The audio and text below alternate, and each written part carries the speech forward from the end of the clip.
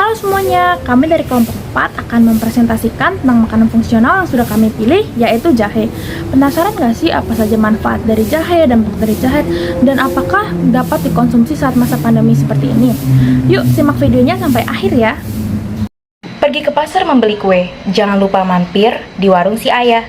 Mau tahu karakteristik dari jahe? Makanya tonton video saya.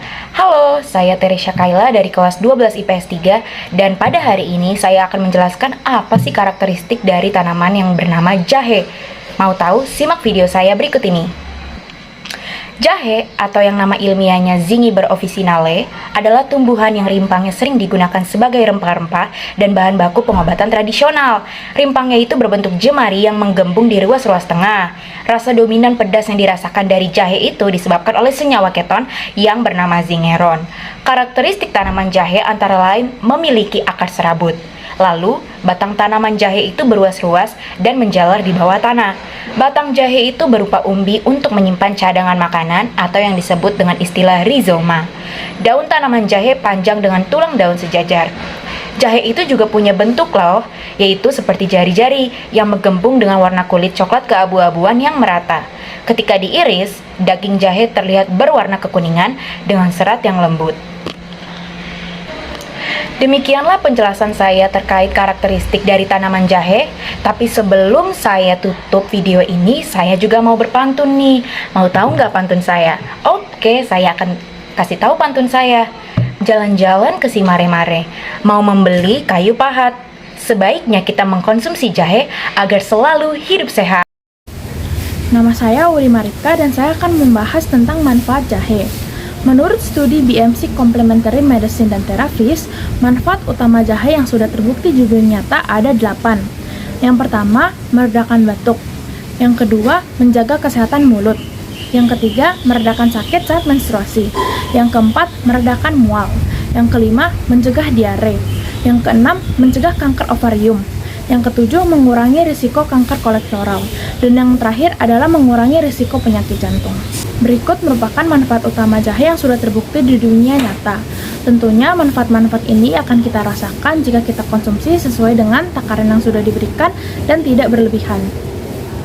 Selanjutnya, saya, Anissa Supriyatna, akan menjelaskan mengenai dampak yang ditimbulkan dari mengkonsumsi jahe secara berlebihan, yaitu lebih dari 4 gram per hari. Yang pertama, dapat menyebabkan heartburn.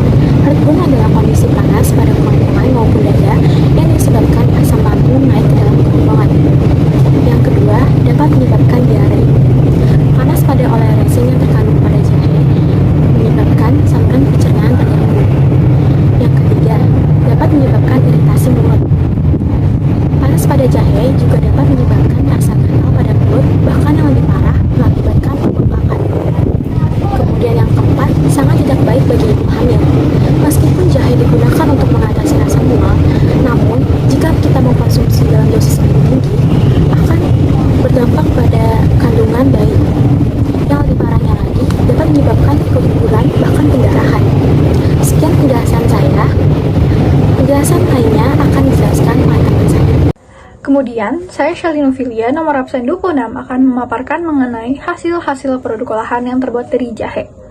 Jahe sebagai makanan fungsional dapat diolah menjadi berbagai macam hasil produk olahan yang dapat dikonsumsi oleh manusia. Jahe dapat menjadi bahan utama dalam sebuah hidangan maupun dapat menjadi sebuah bahan tambahan dalam sebuah hidangan yang menggunakan bahan-bahan lain. Lalu seperti apa hidangan atau produk olahan di mana jahe itu merupakan bahan utamanya? Yang pertama itu ada sirup jahe, lalu ada wedang jahe, lalu ada roti jahe, bolu jahe, dan permen jahe. Contohnya seperti itu. Kemudian, seperti apa makanan atau produk olahan di mana jahe itu merupakan bahan tambahannya? Dapat dilihat dari sini ada wedang ronde, di mana wedang ronde itu jahe berperan sebagai bahan dasar untuk kuahnya. Lalu ada juga jahe di dalam sambal dan jahe di dalam sop atau semur ayam, di mana jahe itu dalam hidangan-hidangan tersebut berperan sebagai penambah cita rasa. Sekian dari saya mengenai produk hasil olahan yang dapat dibuat dari jahe. Terima kasih. Semuanya, nama saya Lishina Bamba Sopomena Pirade, kelas 12 IPS 3, absen 15, dan saya akan memberitahu masalah jahe. Masalah yang pertama, apakah ibu hamil boleh mengonsumsi jahe? Jawabannya tidak, karena akan terjadi reaksi panas di dalam lambung. Masalah kedua, apakah orang yang menderita diabetes boleh mengonsumsi jahe? Jawabannya tidak, karena dengan mengonsumsi jahe akan mengurangi kadar gula darah dalam tubuh. Masalah ketiga, apakah orang yang sedang mengonsumsi obat-obat tertentu boleh minum atau mengonsumsi jahe? Jawabannya tidak, karena ada berbagai obat yang akan menimbulkan reaksi jika dicampur dengan jahe, seperti obat anti radang, obat anti hipertensi, obat diabetes, dan lain-lain. Dan pertanyaan terakhir, apakah orang yang menderita penyakit GERD boleh mengonsumsi jahe? Jawabannya boleh dalam jumlah yang sedikit, karena jika dikonsumsi dengan jumlah yang banyak atau dalam perut yang kosong, akan menimbulkan reaksi dalam lambung dan menyebabkan di bagian dada terasa panas. Sekian, terima kasih. Ini isinya jahe. Di COVID-19 kali ini, jahe juga dapat meningkatkan kekebalan tubuh kita agar kita tidak terkena COVID-19, dikarenakan jahe memiliki agen antivirus dan anti jamur. Jahe ini dipercaya menangkal bakteri dan virus yang ada di dalam tubuh kita. Cocok untuk sekarang ini yang sedang adanya COVID-19 dan adanya COVID-19 varian baru. Jahe juga bisa melawan peradangan dalam tubuh kita. Jahe juga dapat dipercaya untuk memperkuat sistem pencernaan kita, meningkatkan imunitas tubuh kita, dan jahe juga bagus untuk